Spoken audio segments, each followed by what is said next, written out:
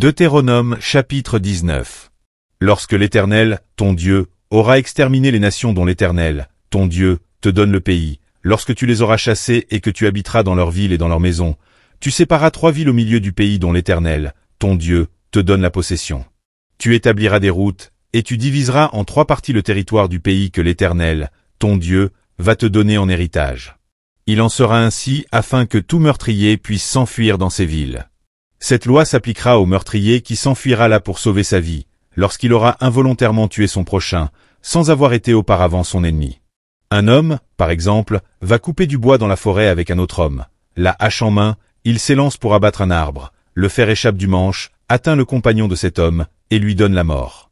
Alors il s'enfuira dans l'une de ces villes pour sauver sa vie, de peur que le vengeur du sang, échauffé par la colère et poursuivant le meurtrier, ne finisse par l'atteindre s'il y avait à faire beaucoup de chemin, et ne frappe mortellement celui qui ne mérite pas la mort, puisqu'il n'était point auparavant l'ennemi de son prochain.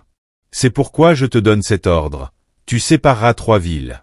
Lorsque l'Éternel, ton Dieu, aura élargi tes frontières, comme il a juré à tes pères, et qu'il t'aura donné tout le pays qu'il a promis à tes pères de te donner, pourvu que tu observes et mettes en pratique tous ces commandements que je te prescris aujourd'hui, en sorte que tu aimes l'Éternel, ton Dieu, et que tu marches toujours dans ses voies, tu ajouteras encore 3 villes à ces 3-là, afin que le sang innocent ne soit pas répandu au milieu du pays que l'Éternel, ton Dieu, te donne pour héritage, et que tu ne sois pas coupable de meurtre.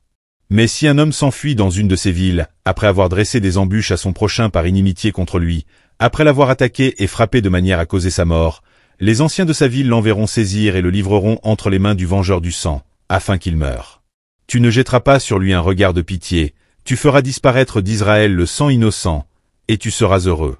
Tu ne reculeras point les bornes de ton prochain, posées par tes ancêtres, dans l'héritage que tu auras au pays dont l'Éternel, ton Dieu, te donne la possession. Un seul témoin ne suffira pas contre un homme pour constater un crime ou un péché, quel qu'il soit. Un fait ne pourra s'établir que sur la déposition de 2 ou de 3 témoins.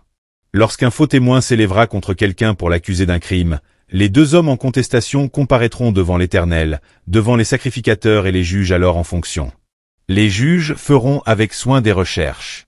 Le témoin est-il un faux témoin? A-t-il fait contre son frère une fausse déposition?